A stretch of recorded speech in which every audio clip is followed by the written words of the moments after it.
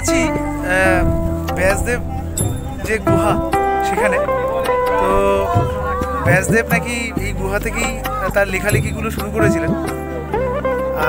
ব্যাসদেবের যে লেখা তার বেশিরভাগের অংশ সারনাথ, বেনারস ওখানে বিশ্ববিদ্যালয় রয়েছে, সেটা সত্য, লেখাগুলো আছে।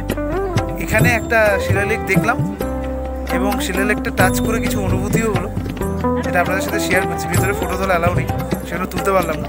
গুহাটা আপনাদেরকে দেখাচ্ছি, আমার পেছনে যে গুহাটা রয়েছে।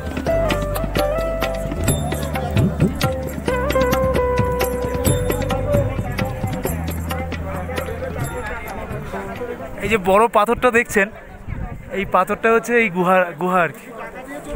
আর গুহার এই ভেতরটা হচ্ছে ব্যাসদেব মানে লেখালেখিগুলো করতেন। আর একটা বড় ইনফরমেশন দিই, এখান থেকে চায়না বর্ডার হচ্ছে প্রায় 60 কিলোমিটার মতো।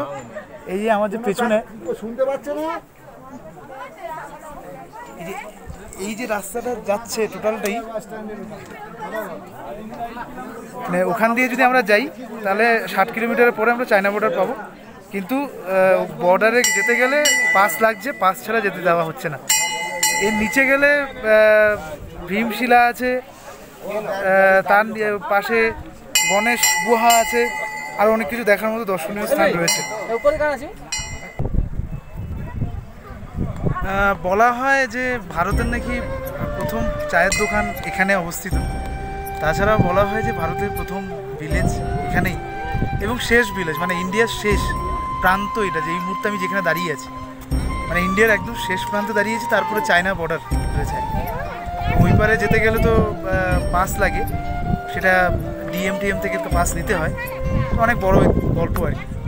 কিন্তু এই মুহূর্তে আমি যেখানে দাঁড়িয়েছি সেটা ঐতিহাসিক একটা জায়গা, এটা সত্য। এখান থেকে প্রায় 60 কিলোমিটারের মতো লাগে চায়না বর্ডার যেতে। আপনাদের একটু প্রকৃতির একটু সৌন্দর্য দেখি।